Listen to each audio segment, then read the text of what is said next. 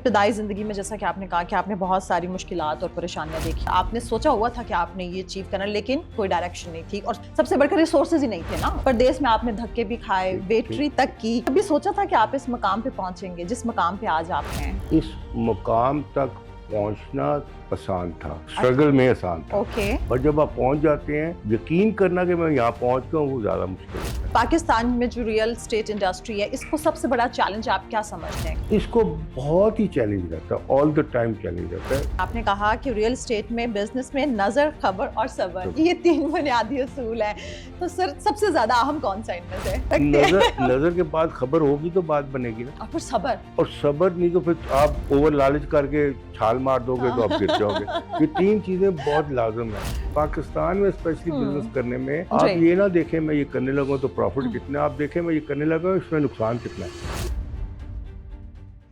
अस्सलाम वालेकुम। 360 डिजिटल के साथ मैं हूं आपकी होस्ट फायजा बुखारी और आज के पॉडकास्ट में हमें एक बहुत ही अहम शख्सियत ने ज्वाइन किया है। हमारे आज के मेहमान हैं इम्तियाज रफ़ी बट साहब, जो कि चेयरमैन है रफ़ी ग्रुप के और रफ़ी जिन्ना फाउंडेशन के भी चेयरमैन है। आप इनको बहुत ज़्यादा टीवी पे देखते रहते हैं और क्या कमाल की बातें करते हैं। अस्सलाम वालेकुम साहब। वालेकुम सलाम। सर कैसे हैं आप? अल्लाह का शुक्र, आप सुनाएं आपकी तबीयत कैसी? अल्हम्दुलिल्लाह सर, आपका बेहद शुक्रिया आपके वक्त का। मुझे पता चला कि आजकल आप इंटरव्यूज नहीं देते। नहीं, मतलब साल से नहीं दे रहे। सर क्यों? पॉलिटिकल क्योस इतने ज़्यादा है इस मुल्क में, इतनी ज़्यादा क्योस है कि आप सच भी बोलें वो भी गुम जाता है और झूठ इतना ज़्यादा चल रहा है पाकिस्तान में। बिल्कुल। सो मैं समझता हूँ कि पॉलिटिकल बात करना इस वक्त कोई मतलब कुछ डायरेक्शन नहीं है पाकिस्तान की इस वक्त। सही है सर, इसलिए हमने सोचा हमने आपसे सियासी बात ही नहीं करनी है। ही कुछ सियासत में है ही कुछ नहीं इस वक्त। अच्छा ठीक है, चले। अच्छा सर, आप कि मैंने इससे पहले भी मतलब मैंने आपको इंटरव्यू किया और मैंने आपके बहुत सारे इंटरव्यूज देखे भी हैं, सुन रखे हैं। सर आप ये कहते हैं कि आप बचपन में बहुत ज़्यादा शाय होते थे। तो सर जो बच्चा बहुत ज़्यादा शर्मीला होता है वो तो किसी के साथ कम्युनिकेट ही नहीं कर सकता। तो सर आप माशाल्लाह इतने सक्सेसफुल बिजनेसमैन कैसे बन गए? शायनेस की कोई रीज़न होती है। हर चीज़ की एक्चुअली रीज़न होती है जब आप ग्रो कर रहे होते हैं। एग्जैक्टली। तो क्या वजह हुई आप? जी। क्योंकि my father had died when I was 2 months old and I was being raised by my mother as a single parent. और उन्होंने मुझे ये भी नहीं बताया था कि your father is dead till 11-12 साल की उम्र तक मैंने डिस्कवर किया। तो वो जो साइकोलॉजिकली बाप नहीं था, वो फिगर नहीं था, उसने मेरा ख्याल है मुझे कॉम्प्लेक्स डाल दिया। और उस उम्र में आप जब 8-10-12 साल के होते हैं तो आपके जो स्कूल के दोस्त होते हैं या मोहल्ले के दोस्त होते हैं उनके साथ फिर रहे होते हैं, उनके फादर तो आप देख रहे होते हैं कि मैं चल रहा होता है। तो वो नहीं था। तो I think that put me to shyness. But my mother did a very great thing.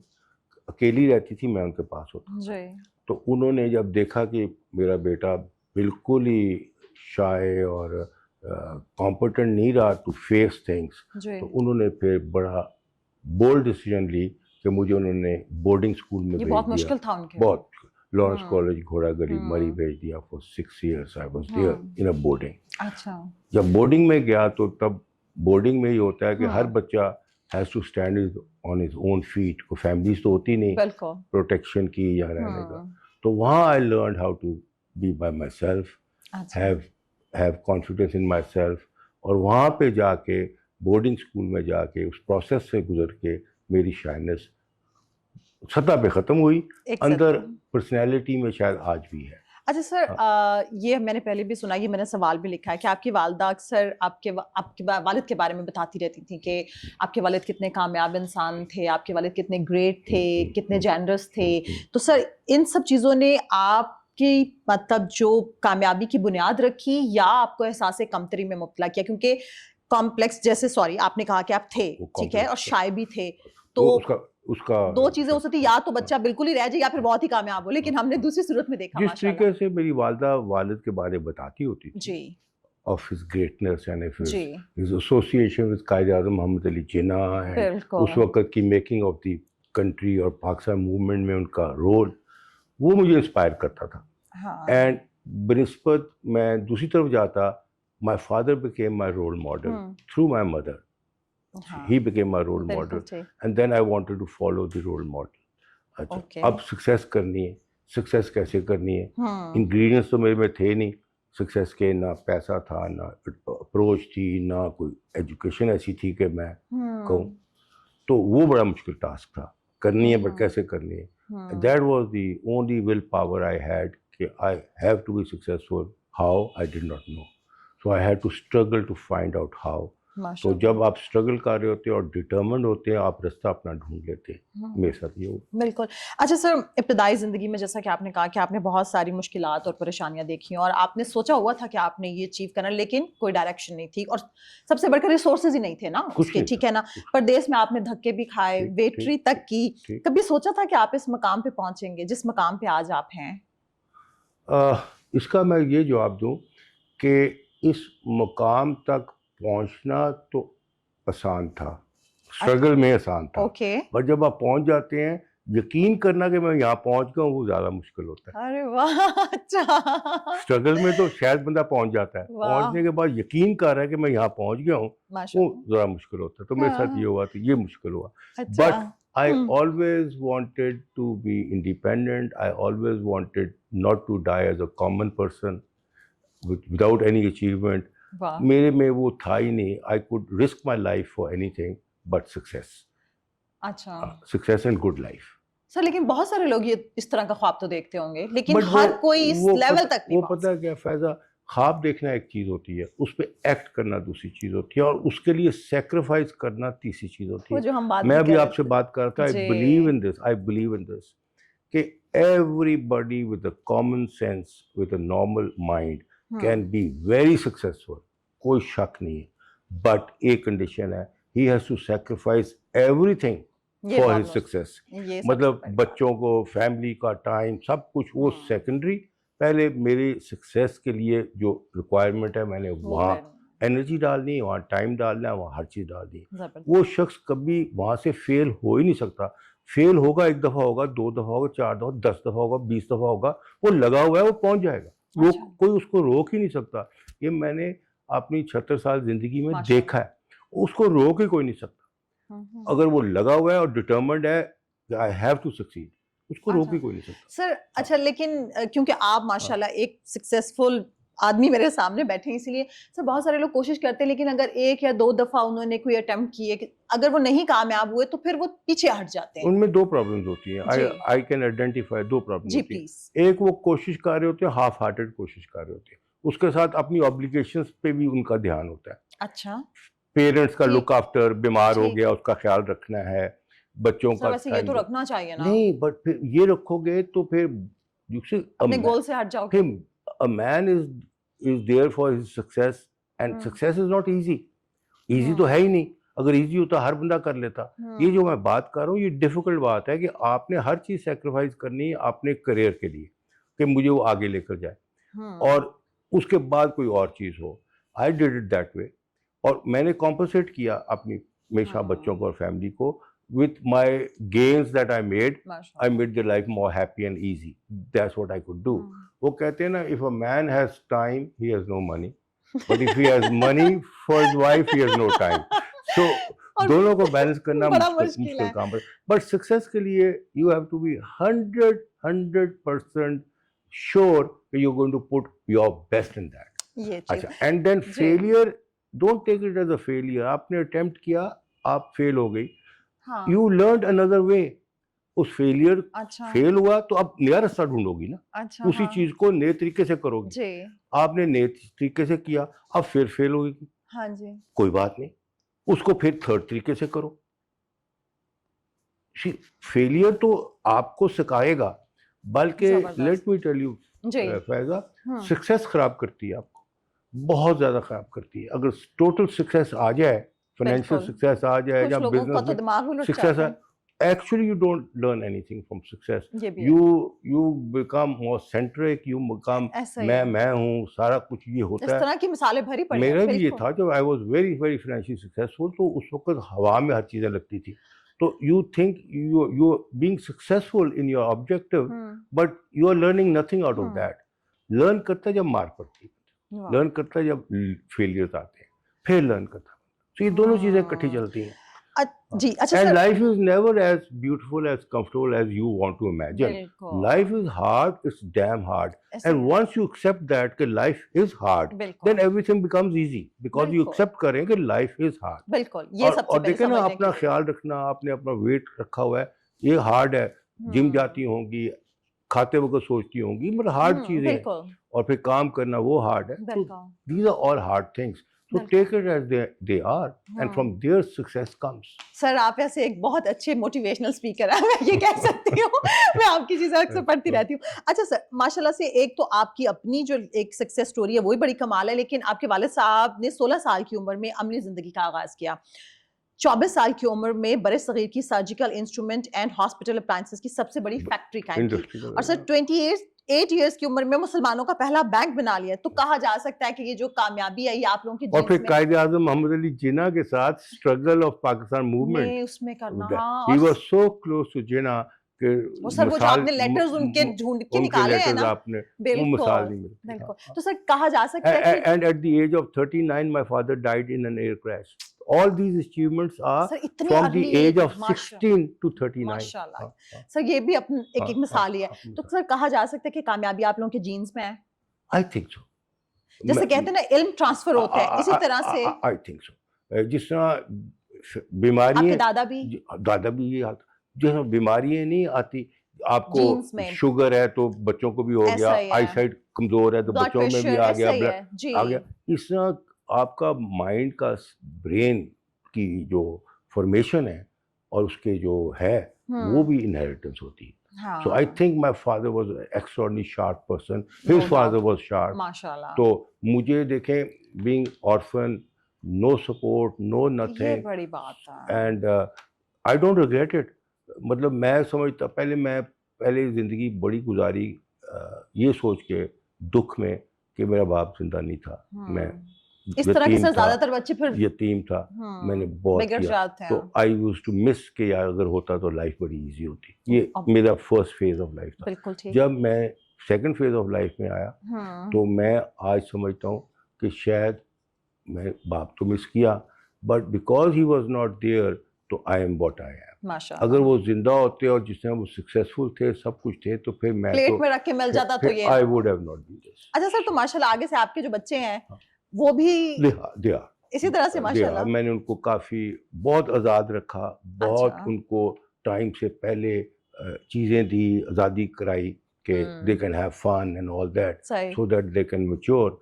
और मैं उनको टाइम बहुत कम देता था, I was very busy with myself, but जो मैं टाइम देता था उसमें मैं उनको मेंटली डायरेक्शन दे रहा होता था। अच्छा, आपको ये बताऊं कि हर पेरेंट केपेबल नहीं होता अपने बच्चों को सिखाने के लिए। ये बहुत बड़ी बात कह रहे हैं आप। प्यार होता है, अक्सर लोगों को शायद बुरी लगेगी, लेकिन प्यार होता है। माँ बाप का प्यार से ज्यादा प्यार तो किसी का नहीं कोई होता। नहीं कर सकता। बट क्या वो माँ या बाप क्या मेंटली स्टेबल है, सक्सेसफुल है, लाइफ को किस तरह देखते हैं, वो उस तरह का अपने बच्चों को बताएंगे, which can be not a good thing. So it all depends. तो बच्चा जो है ना वो बड़ा कंफ्यूज होता है, किसकी बात मानूं किसकी ना मानूं। मेरी तो सारी जिंदगी छोटी उम्र में यही था कि मुझे तो फैमिली में जो बातें बताते थे या कहते थे, मैं मानने को तैयार ही नहीं था कि ये कुछ सेंसिबल बात कर रहे हैं। तो अच्छा सर, अमली जिंदगी का आगाज आपने अमेरिका से किया कारपेट बेचकर, तो सर रियल स्टेट का सफर जो था ये कब और कैसे शुरू हुआ? मैं कोई 25 साल की उम्र पे अमेरिका चले गया, बिकॉज मैं पाकिस्तान में बड़ा डिसअपॉइंटेड था अपनी लाइफ के साथ, बिकॉज 24-25 साल तक आई हैड अचीव्ड नथिंग, बिल्कुल अवारा टाइम गुजारने वाला था। मगर मेरे में एक बड़ी अच्छी, कह लो अल्लाह ताला की तरफ से क्वालिटी थी, मेरा माइंड क्यूरियस माइंड है, क्यूरियोसिटी। तो कोई चीज़ हटके हो तो मेरी क्यूरियोसिटी ट्रिगर करती है, तो मैं उसको अटेंटिव हो जाता हूँ, and from that I learn something. ये नहीं कि मैंने कोई एडवांटेज लेनी होती, बट आई लर्न समथिंग। इसके लिए मेरी ह्यूमन फिलॉसफी में बहुत ज़्यादा एक्सपर्टीज़ है टू लर्न। तो वो मैं अमेरिका चले गया तो विथ वेरी लिटिल मनी, $1000 के साथ, और न्यूयॉर्क एयरपोर्ट उतरा, पैसा कोई नहीं था, कुछ नहीं था। तो साल मैंने एक बैरागिरी की साल, उस साल में मैंने सीखा कि अमेरिका में बिजनेस कैसे चलता है, क्या होता है, बिकॉज वहाँ तो सिस्टम ही फर्क था, क्रेडिट कार्ड थे, ये था, यहाँ तो होता ही कुछ नहीं था। From that 1 year I learn how is business doing. तो वहाँ पे मैंने पाकिस्तानी कार्पर्स में एक अपॉर्चुनिटी देखी जो मैंने अवेल की। और वहाँ से फिर I was well off in America as a businessman. I did very well. I stayed there about 5 years. तो फिर 5 साल के बाद at the age of 30, I couldn't resist coming back because my mother was alone, crying all the time that I should come back. तो मैंने वो business बंद करके तो फिर पाकिस्तान आया। जब पाकिस्तान आया that was 78, 79. अच्छा, उस वक्त रियल एस्टेट यहाँ चल रही थी। ज़ियाउल हक की गवर्नमेंट थी और पाकिस्तान अफगानिस्तान में जंग लड़ रहा था और पैसा बहुत आ रहा था पाकिस्तान को डॉलर्स में, प्लस रिमिटेंस, फॉरेन रिमिटेंस भी बहुत ज़्यादा आ रही थी, वो सारी रियल एस्टेट पर जा रही थी। तो I thought let me do real estate as a developer. कितना अच्छा डिसीजन था। और मेरे अमेरिका में डेवलपर का एक्सपोजर हो चुका हुआ था, बिकॉज मैं देखता होता था बिल्डिंग कैसे बन रही है, वो जो क्यूरियोसिटी थी आपकी, आदत नेचर में जी। So I started that and it was a wonderful market in Pakistan for 10-11 years from 1980 till 91. 91 जब रशिया टूटा तो अमेरिका ने फिर आपको छोड़ के चले गया, तो फिर 10 साल क्योस थी पाकिस्तान में। 2.5 साल बेनज़ीर, 2.5 साल नवाज शरीफ, 2.5 साल बेनज़ीर, 2.5 साल नवाज, वो क्योस था। वो 10 years was losing time of money। वो 80s का बहुत अच्छा दौर था रियल एस्टेट का। I made lot of money. अच्छा सर, आपने लाहौर में पहली मल्टी स्टोरी कमर्शियल बिल्डिंग बनाकर कमर्शियल प्लाजास का ट्रेंड भी बना दिया, फार्म हाउसेस का भी आपने ही इंट्रोड्यूस करवाया, गवादर में सबसे बड़ी निजी हाउसिंग सोसाइटी बनाई, अब लाहौर में ग्रीन लाइफस्टाइल मुतारिफ करवा रहे हैं। एक तो ये कि आइडियाज आपको कहाँ से आते हैं, सेकेंडली इन तमाम प्रोजेक्ट्स में से आपके दिल के करीब कौन सा प्रोजेक्ट है? उस टाइम का वही प्रोजेक्ट होता है, बिकॉज मेरे प्रोजेक्ट सारे जो थे ना, वो उस वक्त के इनोवेटिव प्रोजेक्ट्स थे, रेपुटेशन नहीं थी, वो starting, I mean trend setter थे। जब हाई राइज बिल्डिंग थी लाहौर में, बनती कोई नहीं थी, ऐसे है। और उस वक्त ओनरशिप का भी नहीं पता था कैसे होगी। जब मैंने ग्रीन एकर फार्म हाउसिंग बनाई, that was the first farm housing in Lahore, Raiwind road के ऊपर, that was the first one. Then Gwadar में I was one of the first people to go जाने का भी नहीं सोचता था 20 years back। तो ग्वादर को देखा, और आज दुनिया ग्वादर कर रही, तो आज ग्वादर कर रही। सो सारे फेवरेट थे। ये जहाँ आप बैठी एम्पायर सेंटर, ये भी 90 में फर्स्ट मॉल था लाहौर का। अच्छा, फर्स्ट मॉल था जहाँ आप बिल्डिंग अंदर जाके शॉपिंग कर सकते हैं। तो दे वो ऑल देयर ओन टाइम के ट्रेंड्स थे। तो बाकी उसके बाद रेपुटेशन पे मैं बोर हो जाता हूँ, फिर मैं कुछ और शुरू कर देता हूँ। अच्छा सर, रियल एस्टेट का जो बिजनेस है ये तो खासा बदनाम है, लेकिन माशाल्लाह माशाल्लाह अभी तक, आज तक हमने कभी ना तो आपका कोई स्कैंडल सुना, है नहीं। कोई नेगेटिव बात आपके बारे में। तो ये अपनी जो रेपुटेशन है आपने इसको कैसे मेंटेन रखा है? नंबर 1 के पहली तो बात है, बिजनेस में आप तब खराब होते हैं अगर आप ज्यादा लालच में चले जाएं। बिल्कुल सही। पहली तो बात खराब, ज्यादा लालच, प्रॉफिट में जाते हैं पर ज्यादा लालच में चले, फिर आप 2 नंबरी में चलते हैं और फिर आप मैनेज करते हैं, वहाँ चीजें आउट ऑफ हैंड हो जाती हैं। फिर पाकिस्तान में जो आपने रियल एस्टेट की बात की, वाकई बहुत लोग परेशान है और ख़राब भी हुए और बदनाम भी हो गए। उसकी वजह ये है कि पाकिस्तान में एक इकॉनमी रेगुलर तो चलती नहीं है। 2, 4, 5 साल बहुत चली और बहुत तेज़ हो गई रियल एस्टेट। उस वक्त जो लोग आए तो आगे से मार्केट डेड हो गई और डेड रही 5-10 साल। जब डेड रही तो सारों ने नुकसान किए, जब लॉसेस किए तो उनके क्लाइंट्स भी फंस गए। तो ये है, मैं इस कर्व को समझता हूँ बड़ी अच्छी तरह। तो मैं लालच नहीं करता उस कर्व में, वहाँ तक नहीं जाता। मैं समझता हूँ कि अगर 2-3 साल मार्केट अच्छी है, अब 4-5 साल ख़राब भी आने हैं, बिकॉज पाकिस्तान की इकॉनमी को रेगुलर इकॉनमी तो है नहीं। It has got to do a lot with American relationship of yours or China's relationship, political relationship, political economy है ना। तो इसको political तरीके से देखना होता है, जबरदस्त, बिजनेस तरीके से नहीं पाकिस्तान को देखते। ये इकॉनमी है ही नहीं बिजनेस वाली, इट्स पॉलिटिकल इकॉनमी। आपकी पॉलिटिक्स किसके साथ चल रही है, किसके साथ नहीं चल रही। अब इस वक्त पाकिस्तान फंसा हुआ है कि चाइना की तरफ जाना है या अमेरिका की तरफ जाना है। इस वक्त लेट्स से आप चाइना की तरफ जाएंगे तो वहाँ से पैसा आने लग पड़ेगा और आपकी सपोर्ट आने लग पड़ेगी। अमेरिका की तरफ जाओगे तो फर्क सपोर्ट आएगी।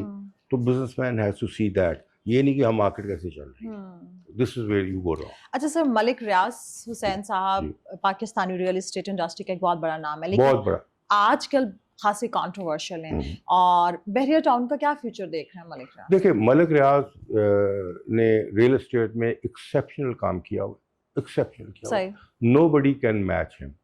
जिस स्पीड पे उसने काम किया हुआ है, अच्छा, और जिस लेवल पे किया हुआ है, और जिस क्वालिटी का काम किया हुआ है मलिक रियाज ने, अच्छा, nobody can match him in real estate, he is done wonders. अच्छा, अब आ जाए दूसरा साइड कि पाकिस्तान की रेगुलेशंस भी ऐसी हैं, लॉज भी ऐसे हैं कि at times you have to step on them, at times आप रेड में चले जाते हैं, कभी ग्रे में चले जाते हैं, तो वो करते करते वो कहीं रेड में चले गए, ठीक।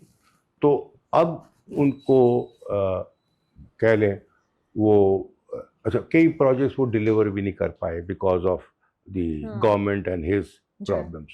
सो इस वक्त काफ़ी मतलब कह डिफ़िकल्ट पीरियड में जा रहे हैं, और उसमें उनका कसूर अपनी जगह पे होगा, ज़्यादा एक्सपैंड करने का कसूर एक तो ये होगा कि आई डोंट थिंक कि कोई इंडिविजुअल इतना एक्सपैंड कर सकता है जितना वो एक्सपैंड करके उसको कंट्रोल कर सके, एक ये है। अच्छा, दूसरा, गवर्नमेंट के चेंजेस और गवर्नमेंट की चीज़ें जो आती ऊपर नीचे होती हैं, उसने उनको जिकड़ा है, तो इस चीज़ में वो फंसे हुए हैं, और बहुत सारे क्लाइंट्स भी उनके उस चीज़ में। सर वो वाली बात, लालच नहीं करना चाहिए इंसान को। Not more.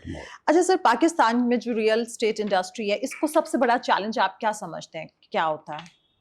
इसको बहुत ही चैलेंज रहता है, ऑल द टाइम चैलेंज रहता है। इस तरह रहता है फैज़ा कि आप देखिए, बिजनेस में कुछ तो फोर्स ही करता है ना, कुछ तो फोरकास्ट करता है, इसकी डिमांड इतनी है, इसकी इकोनॉमी है, इसकी ये, उसमें आप चलते हैं। यहाँ तो पाकिस्तान में तो ये हुआ है कि आप कुछ फोरकास्ट कर ही नहीं सकते, फोर्स ही कर ही कुछ नहीं सकते, क्या होता है। So real estate because it's big money, तो इसमें फिर डिप भी आता है, बड़ा आता है, और अगर कुछ चीज़ पाकिस्तान की इकोनॉमी 5-7 साल चल जाती है, अगर ठीक चलती है 5-7 साल, जो भी 5-7 साल हो गए, then those people become rich, but अगर वो खड़ी होगी या नीचे गिर रही है, वो ही लोग फिर माइनस में चले जाते हैं। हाँ, लेकिन इस वजह से प्रॉपर्टी से सबसे ज्यादा पैसा लोगों ने बनाया है। हाँ, सबसे ज्यादा बनाते हैं ऐसे, बिल्कुल।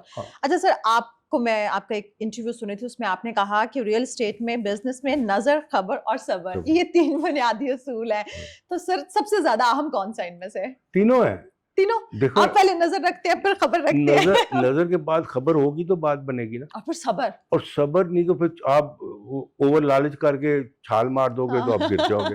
ये 3 चीजें बहुत लाजम है, बहुत लाजम है। और बिजनेस में, पाकिस्तान में स्पेशली बिजनेस करने में, आप ये ना देखें मैं ये करने लगा तो प्रॉफिट कितना, आप देखें मैं ये करने लगा इसमें नुकसान कितना है, because it's not a regular economy.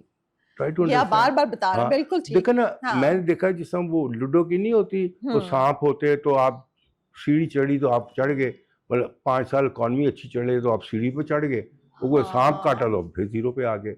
सारे बिजनेस वालों का यही हाल हुआ है। अब देखो, फैसलाबाद टेक्सटाइल इंडस्ट्री का गढ़ है, बिल्कुल। 50% से ज्यादा इंडस्ट्रीज पिछले 3-4 साल में बंद हो गई। 50% से ज़्यादा इंडस्ट्रीज बंद हो गई। एक दफ़ा इंडस्ट्री बंद हो जाए, उसको कौन चला सकता है दोबारा। इस तरह रियल एस्टेट के जो प्रोजेक्ट्स हैं, इस वक्त आपको लाहौर ही ले लें, लाहौर में हर सड़क पे आपको बोर्ड नजर आएंगे रियल एस्टेट प्रोजेक्ट्स पे, बेशुमार, गिनती भी नहीं होती कि कितने हैं, हो रहे हैं, बट मार्केट इज डेड। अच्छा, इस सारे में आज भी 10-20 लोग अनाउंस कर रहे हैं अपने प्रोजेक्ट्स, ठीक है, इसमें मार्केट इज नॉट देयर। अच्छा, उसको शेयर मिल जाएगा थोड़े बहुत को, जो जो जो जिसकी रेपुटेशन अच्छी है, या लोगों को जिसमें एतबार है, उसको शेयर मिल जाएगा।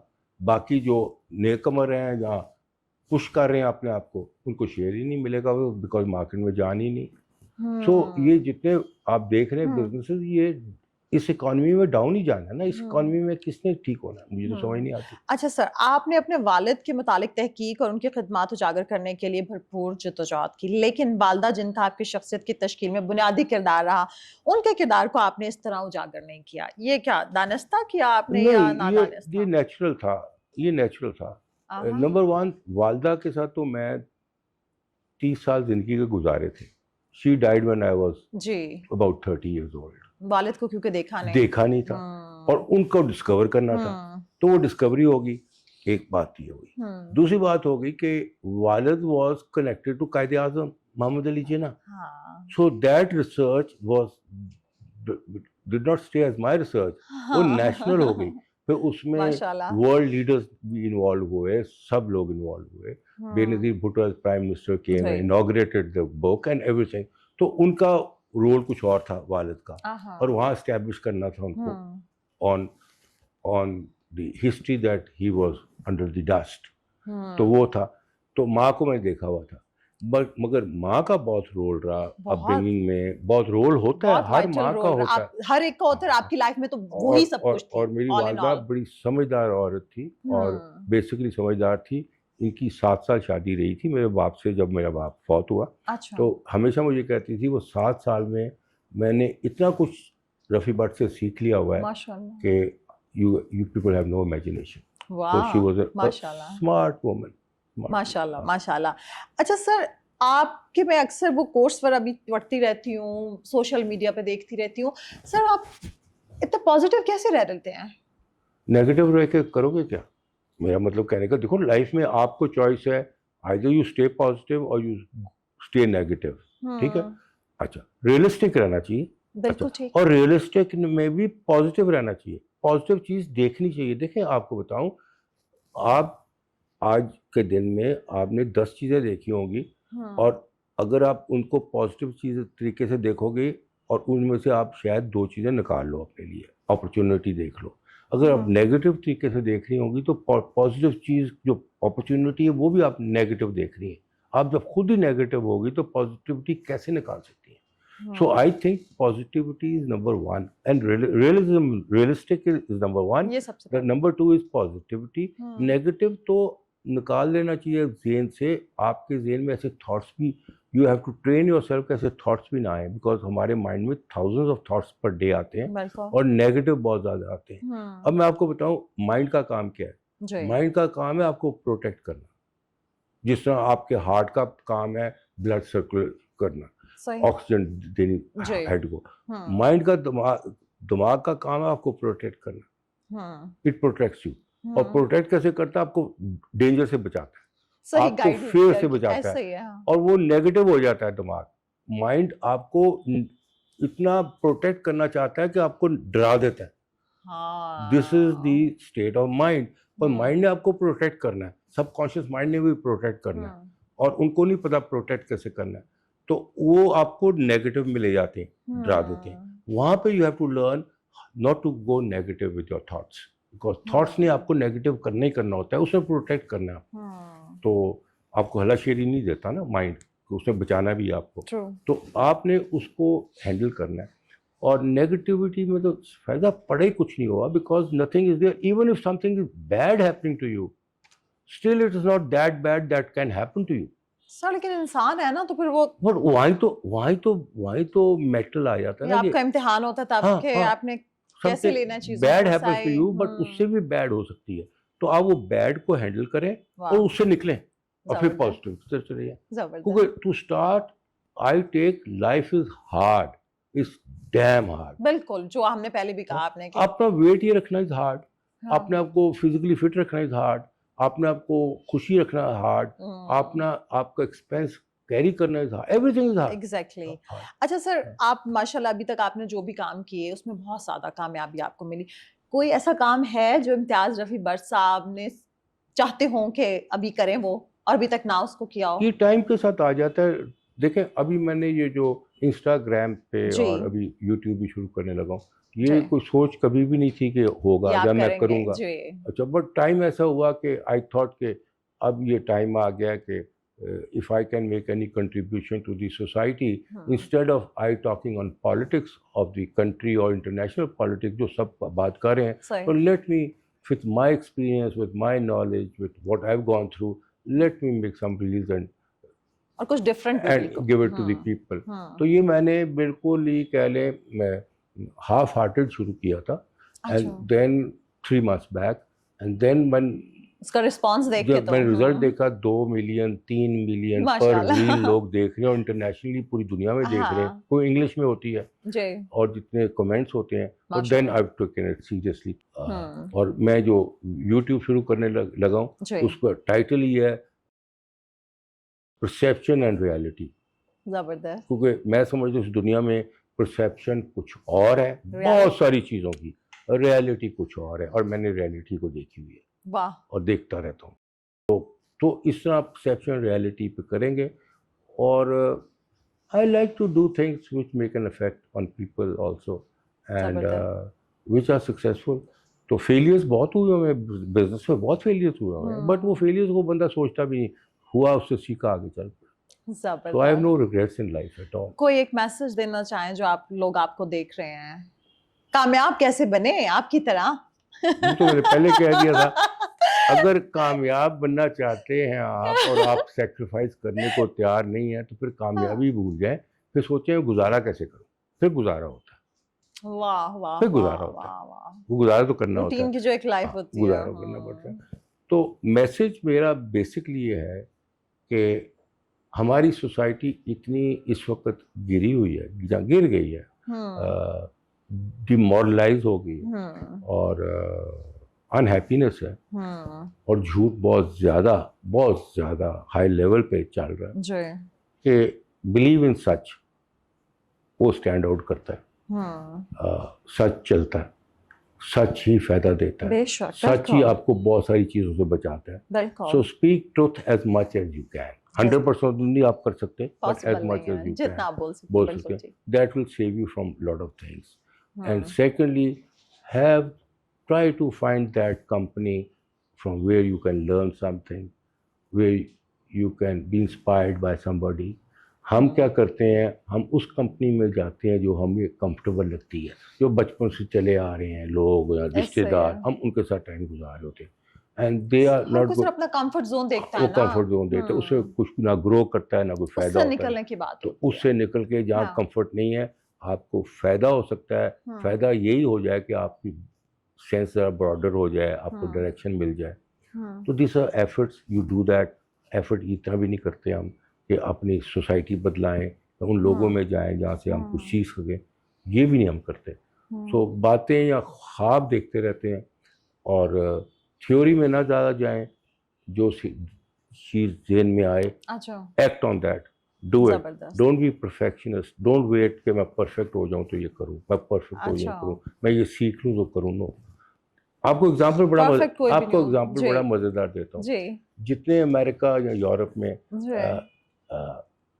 आईवी लीग्स, टॉप हार्वर्ड के होते हैं, तो इनके जो ड्रॉप आउट होते हैं, जिस तरह बिल गेट था, जैक मा था, drop out, they are billionaires. जो टॉपर्स हैं उनमें से कोई बिलियन नहीं। वजह ये है, अब वजह ये समझो, जो टॉपर है ना, उसने अपने पढ़ाई पे नजर रखी हुई है, मैंने इतना स्कोर लिया है, अब नेक्स्ट में इतना लेना है, फिर नेक्स्ट में। जब वो ग्रेजुएट कर जाता है या मास्टर्स कर जाता है, तो is looking for a job, और जॉब वाले उसको पिक करते हैं। He gets a very good job, he goes there and he is in that job till he retires. जो ड्रॉप आउट होता है वो इंटेलिजेंट होता है, उसको एक आधे साल में कॉलेज में कुछ आइडिया आ गया होता है, क्या करना है क्या नहीं करना, फेसबुक वाला आइडिया आ गया होता है। वो आइडिया लेके 1% या 2% नॉलेज के साथ चल पड़ता है। जब चल पड़ता है, नॉलेज उसको 2-4% होती है उस आइडिया की। जब चल पड़ता है तो फिर ऑन दी जॉब लर्न कर रहा होता है और एक्ट कर रहा होता है, and he hits a billion. All billionaires dropouts are those who ran with very little knowledge, went to field action, learned on that, and become a billionaire. All the toppers are those who went to a job. लेकिन इसका ये मतलब नहीं है कि आपने पढ़ना नहीं अच्छा। नहीं, पढ़ के आपने ये नहीं सोचना कि पढ़ के अब मुझे जॉब कौन सी मिलेगी। आपने सोचना है ये पढ़ के मैं इसको किस चीज पे यूज करके इससे आगे निकल सकते। बिल्कुल। अगर वो 9 to 5 वाली जॉब ही आपने करनी, एक सैलरी पर्सन बनना है तो नहीं। अगर आपने इम्तियाज रफी भट्ट साहब जैसा बनना है तो फिर इन चीजों को आपने फॉलो। सर बहुत शुक्रिया आपकी बात का। तमाम देखने वालों का शुक्रिया। आखिर में इतना ही, अपना ख्याल रखें, अपने प्यारों का सबसे बढ़ के पाकिस्तान का ख्याल रखें। अल्लाह हाफिज।